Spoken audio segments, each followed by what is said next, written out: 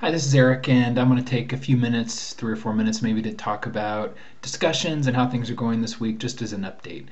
Um, if you take a look at the purple box here, I offer a few hints about how to succeed in discussion.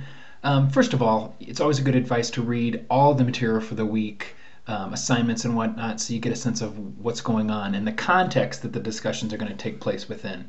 One of your classmates, Seth, asked me in an email, do some of the blog assignments later in the week look a lot like some of the discussion assignments? And I replied to Seth saying, yes. First of all, thanks for noticing. You're often going to see blog posts and discussion assignments kind of interacting. You might have to write a blog post due on Monday that informs some of the discussion work you're going to do. Or what you're going to see this week is some of the discussions we're working on early in the week should inform the blog post you're doing on Wednesday and Friday.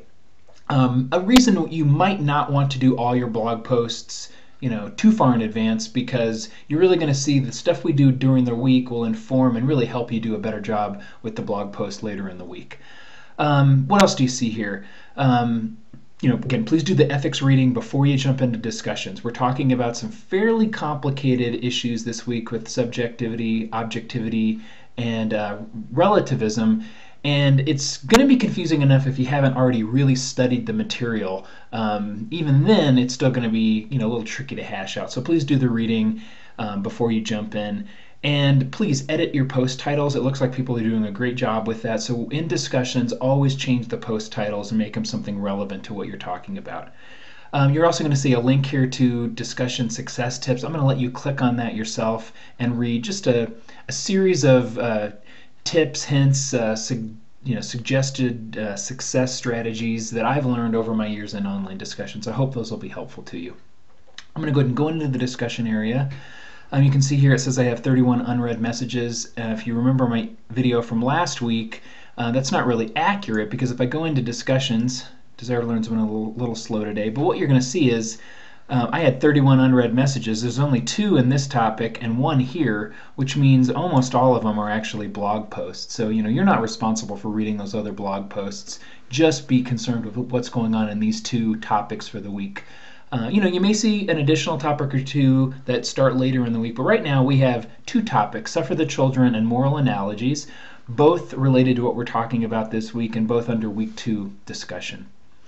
In these discussion overviews, I always give you, in general, what the topic is going to be about. So in this green one, for instance, it says, use this topic to discuss the classification of moral judgments as subjective, relative, or objective by focusing on the Suffer the Children podcast. Read the prompt, pin to the top of the topic, and reply. So I will say that when I went in this morning, I was actually in there a little bit yesterday, some people aren't doing what I asked, and that's okay. I didn't expect it the first week, so please don't take anything I say today in terms of helping you with etiquette and management. Don't take it as criticisms. I am very happy that there were people logged in early on Sunday and early on Monday doing discussion work. I mean, that's what A and B students do. They're in there right away. They're working hard. So thank you. I'm going to go ahead and log into the Suffer the Children topic here. Thanks to Seth and Trista and a variety of other people who were already in there this week posting things.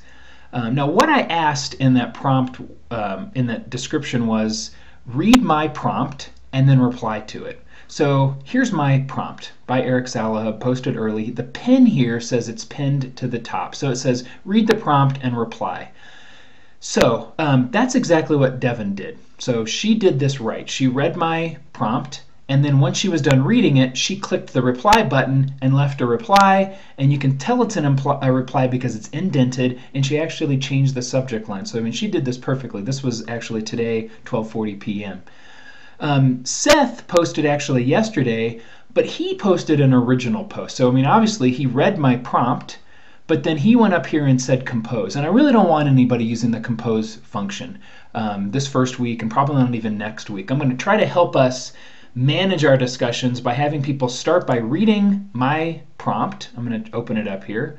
So if you read my prompt and then hit the reply button, you're going to reply to me and it's going to be indented. A couple other just things off the top of my head based on what I've read so far. People are really digging in and discussing, and I'm happy with that. I will say this though, some people are, if they're reading my prompt, they're not actually addressing it. So I actually try to ask fairly focused questions. What I'm asking you to do here is take one of two options. Either it's all good or it's not, and to defend your answer, defend your tentative answer. So really that's what I'm looking for in the discussions in this topic. So there's actually a lot of really good stuff going on here. The fact that Seth and Trista and Joseph and pretty much everybody else, Amber, did not follow my instructions and just use the compose. That's fine. You're going to want to go down here, and if you want to read some of the things they said and reply to them, that's great. But I'm really encouraging everybody from here on out who hasn't posted yet to actually read my post, hit reply, and then we'll see the threads build from there. We're going to see something similar. If I go back to the discussions, I promise I'll wrap up here in 30 seconds. Under moral analogies, what do I say? First, respond to one of the prompts. Next, work to flesh out the problem. So if I go into moral analogies, you're going to see 3 prompts pinned to the top of the page. Let's see if we can load it up here. 3 prompts that I made. So here they are. It's fashionable, it's delicious, and it's healthy. And you can see, here Devin actually didn't respond to one of my prompts. Now she must have hit the compose button. What I was really looking for is these 3 posts, and everything else would be a reply under one of these.